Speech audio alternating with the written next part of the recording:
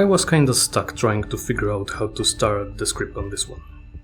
And finally, I wasn't able to figure out anything that sounded good or engaging. Does this matter?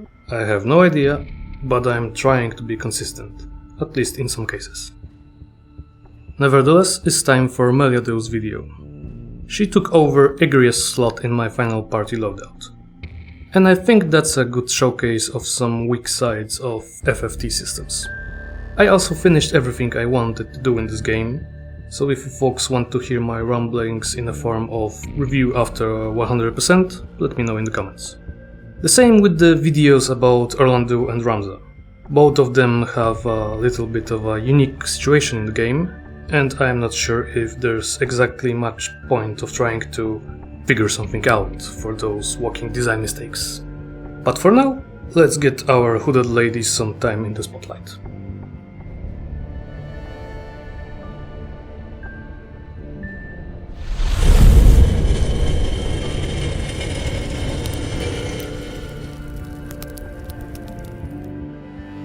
Meliadoul is the last of the story characters that can join your party in the Ivalice Chronicles.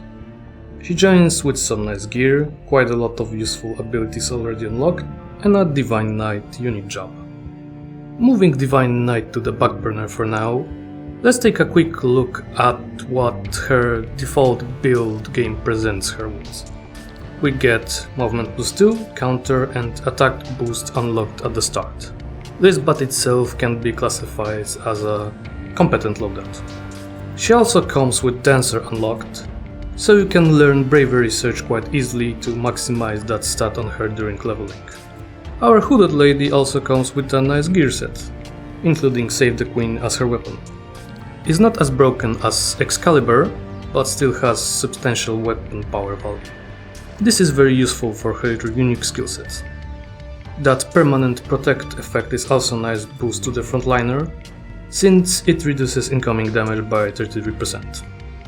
And now it's time to take a look at that Divine Knight job and its skill set. Stat-wise, she's quite good.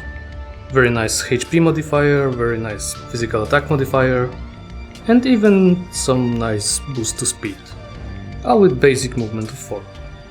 But the thing that raised my eyebrows a little was her physical attack growth rate. She loses only to Mime and Race, but her job is a squire replacement, so building her up to high physical attack value is very easy. And that's great, since her skills require not only a good weapon, but also high physical attack. Unyielding Blade is composed of 4 skills, which are basically supercharged versions of regular Knight's equipment breaks. They all have range of 3, 100% hit rate, and 100% chance of destroying specific part of target equipment, as a bonus to a nice damage formulas that include not only weapon power, but also physical attack. That makes her a somehow specialized unit, since she's much more effective in fight against humans enemies than monsters. Being able to remove weapons from enemy knights to disable their Hours of War, or break thieves' hats to nullify immunity to disable and immobilize, it's a nice utility to have on your damage dealer. Meliadoul's main problem lies in the part of the game where she becomes available. She joins after the design mistake under the name of Orlando, and is very much overshadowed by BS he can do from the get-go. Her improved starting abilities in the enhanced version are nice, but at this point you probably already have your favorite party setup, so she tends to be benched by most players. I started to explore her possibilities mostly for the new in-encounter dialogue added in the Ivalice Chronicles. After all, she's quite important from the story point of view. But having almost all of the best abilities in the game unlocked from the start makes her almost optimized right from the start. Since I've been doing those videos during my playthrough, when it was finally her turn, most of the things in the game were already done. So I decided to do something new and used her to try and break game balance by so-called unintended use of game mechanics. Over the course of the videos, I've mentioned a few times that you can minimax character stats by leveling in job with a good stat growth coefficients, and de-leveling in something that has worse coefficient values. It's not exactly some obscure knowledge, and you can find a lot of videos about those on YouTube. I know my feed was spammed with them around the release, but I could not remember if I ever heard about any base stat cap, or leveling a few times in the same job. So I decided to test my stupid idea and check if there's some kind of in-game safety that prevents that kind of abuse. At first, I quickly leveled Meliadoul in her Divine Knight job. After that, it was the boring part of checking the gains from the same job. That means switching job to Chemist and running on and off the Degenerator trap to drop her level to 1. With her at level 1, another job change, this time to Ninja, and a quick leveling session to 99. At this time her base physical attack value was setting firmly at 23 and speed was at 13, without any equipment. Very nice values, so of course I had to go even further. Second round of deleveling in Chemist and raising level to 99 in Ninja resulted in her base physical attacks reaching the value of 32, and speed reaching 15, still without any additional gear. This whole thing took me around 130 minutes, over the course of 5 fights on the world map. So my current working theory is that there's no hidden safety checks to monitor the amount of stat growth from any specific job that a singular character can receive. There's probably a 15 or 20-year-old GameFAQs thread about this somewhere out there, but it was much easier for me to just test myself while sitting on the couch with the dog on my lap, than doing internet archaeology and then verifying the information for this release. Maybe over Christmas I'll check if you can reach 50 speed and 99 PA with this method, but for now it was enough grinding for the sake of just numbers. Finishing this little tangent about potentially uncapped stat values on the character and going back to Meliadoul, after I had her in my party with those broken stats, it was time to put those to use. Tactician damage coupled some skills as well as the flat damage reduction for the enemies started to annoy me at this point already. It's mostly a time waster in that chapter 4. So I decided to make her into a pure boss destroyer. Divine Knight has access to the most of the broken equipment. I started with slotting dual wield and equipping Ragnarok and Excalibur on her for haste and a pair of basic attacks that can deal over 1500 damage before modifiers. Ribbon for protection, Lordly Robe for additional physical attack and HP, and of course, Bracer for even more physical attack boost. Since she came with movement +2, there wasn't even any consideration for anything else. The only question remaining was what should go in her second active slot and reaction. Having no shield equipped and playing on Tactician with boosted enemy damage almost forced me to equip Shirahadori, or just have her die from any enemy attack. But that's kind of recurring theme in this game at this point. So the only true challenge was figuring out what to run alongside Unyielding Blade. My first idea was using Throw.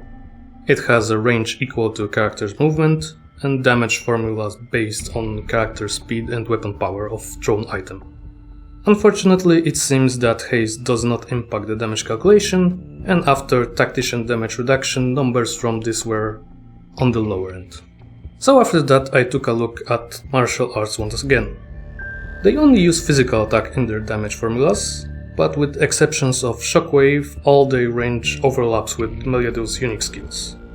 And Shockwave is an elemental attack that can't hit flying units. Support utility is there, but I wanted to check other options.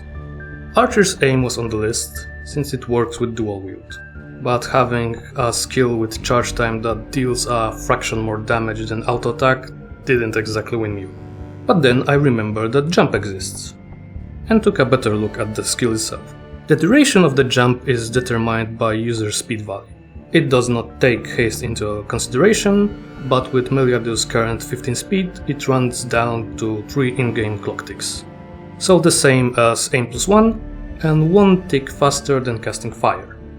That's not bad, and if you take into account the fact that jump can have a range of 8 when fully upgraded, with combination of her base movement of 6 gives you an effective range of 14 squares for an attack with damage formula of physical attack times weapon power.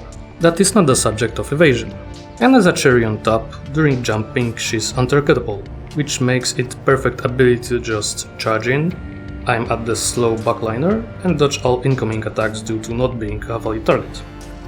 So finally, I decide to go with this option. Also, having a visual of young Glass charging in the field wielding a pair of essentially broadswords, then jumping into the air for a suspiciously long period of time just to land an attack of surprise healer in the back, was just anime enough to force a chuckle out of me. And this pretty much sums up the topic of building Meliadoul in the Ivalice Chronicles. She comes practically out of the box ready to use, and while having a specialized job, can be a very competent damage dealer in a party without much tweaking. To be honest, I think her utility is bigger than Agrias, since that guaranteed destruction of equipment is in my opinion much more useful than 25% chance of some status. And with enough scaling, their attacks damage is practically the same. But that doesn't change the fact that Orlando exists and can basically do anything both of those ladies do, but better. I have no idea what was the design process behind him. It seems like this video will be on the shorter side, since I don't want to include my rants about the game here. The topic deserves its own video and I'll probably drop it somewhere around next week. I'll end on this. Deploy Meliadoul against human enemies. She works great there even if you didn't touch her starting setup, which is actually a design choice I like very much. It's a shame she joins your party so late. I think if you could recruit her somewhere in chapter 3, people would like her much more. Okay, time to finish this sad ramblings for today. If you enjoyed this hidden guide about breaking the stats in the Ivalice Chronicles, feel free to drop a like and sub to the channel. And tell me if you're planning to use this method to break some characters in the comment section below. See ya in the next one.